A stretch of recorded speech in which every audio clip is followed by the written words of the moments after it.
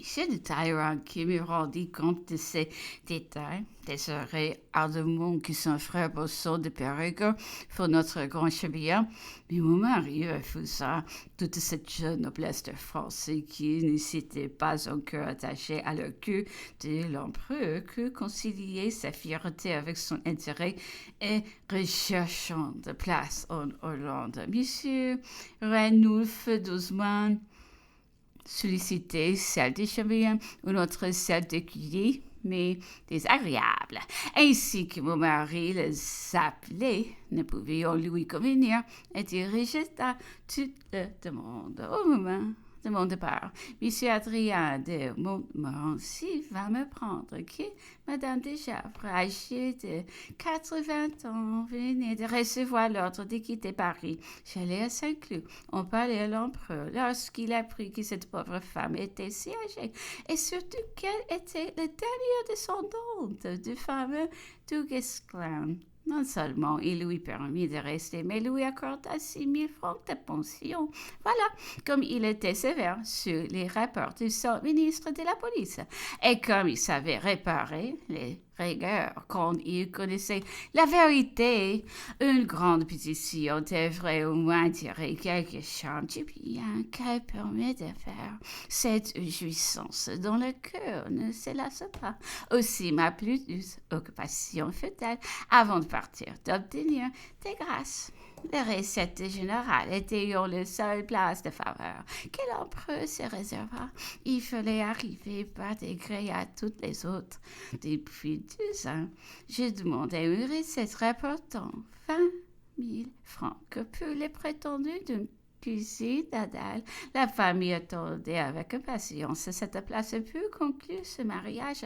Je ne vais plusieurs fois ennuyer l'empereur et je prends que toute médiocre qu'elle est, où notre vient de l'obtenir.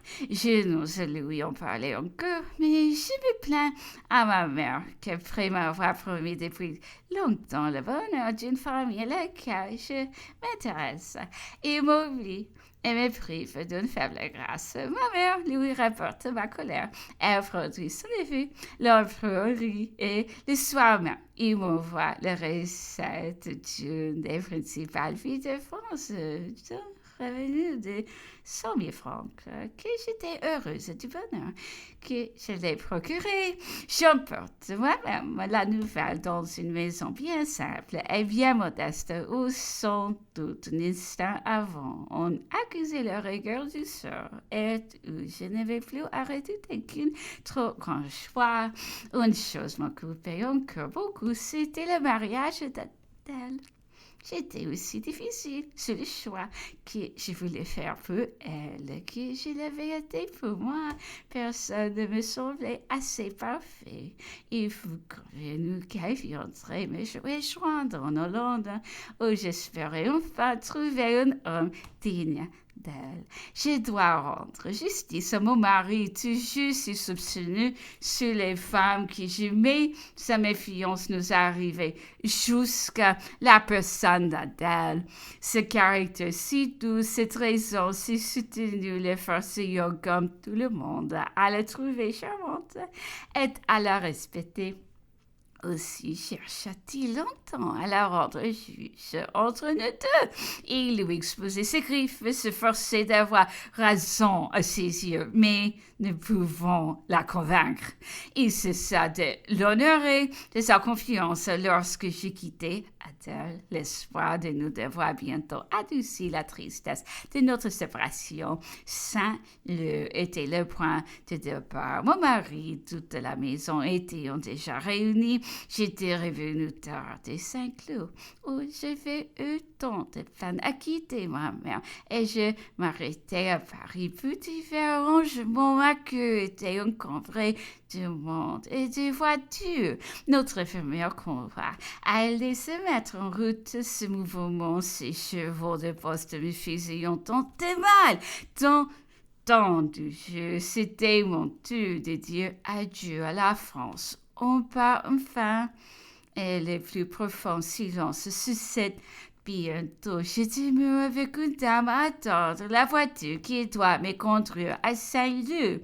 Les seuls domestiques qui restaient dans la maison m'annoncent une personne qui veut me parler seule et je vois Monsieur de Flarot. L'impossibilité où il était arrivé jusqu'à moi lui avait fait oublier toute prudence pour me dire adieu. Pour la première fois depuis que je l'aimais, je me trouvais seule avec lui. La frayeur, l'émotion m'empêcheront de faire un pas au mouvement qui fit pour s'approcher de moi. J'ai jeté un cri. Songez, me dit-il, qu'on peut venir et que vous seriez compromise. Ah, répondis-je, qu'on suppose de moi tout le mal possible. Pour vous, que je n'en fasse pas, alors avec la plus grande simplicité, je lui avouai que je l'aimais, mais que la vertu m'était encore plus chère que lui, qu'elle seule me soutenait au milieu des affreux soupçons de mon mari, qu'elle seule était mon unique consolation, que si je ne perdrais jamais un bien si nécessaire. Je lui souhaitais du bonheur, je lui promis mon amitié, et je le quittais dans un état difficile à peindre. Seul avec lui, je l'avais forcé au respect les plus entiers. J'étais fière d'une telle empire et il se mêlait aux larmes que je répondais pour une si triste adieu. La due satisfaction de m'être fait connaître à celui dont l'estime était si précieuse, mais comme le cœur s'attache à celui placé dans la position d'avoir peu nous apprécier, surtout lorsque d'autres nous méconnaissons et nous accusons. Nous partîmes enfin de Saint-Leu, mon mari, mes enfants et moi, le soir du 15 juin 1806. Mon fils aîné dormit la nuit sur mes genoux, l'autre sur sa gouvernante. Livrés, mon mari et moi, à nos réflexions sans rompre le silence, nous devions souffrir tous les deux d'éprouver le chagrin et de ne pouvoir l'épancher dans le cœur de celui qu'un lien sacré devait nous rendre cher, et qu'alors la fortune semblait nous placer peu unique ami. Je ne donnerai pas de détails de notre voyage, des escortes nombreuses, des sonneurs, des harangues, des réceptions. Ne pouvions que fatiguer. J'écrivais à ma mère du château de Laeken près de Bruxelles et j'écrivais d'Anvers à l'empereur pour implorer sa clémence en faveur d'un condamné. J'ai touché mes mains les plus pénibles, celui où il me fallut quitter l'escorte française et où j'aperçus sur la frontière les autorités hollandaises qui nous attendions changer de patrie, ne plus être française. J'ai tourné douloureusement mes regards vers cette terre où j'étais née. Devais-je jamais la revoir? Et retrouverai-je mes amis? Ne m'oublieront-ils pas? Il me semblait en cet instant que j'allais être étrangère à tous ceux que j'ai quittés et à tous ceux qui m'avaient adopté. Tout avait à mes yeux le caractère déchirant de ces séparations absolues que la mort seule semble faire redouter.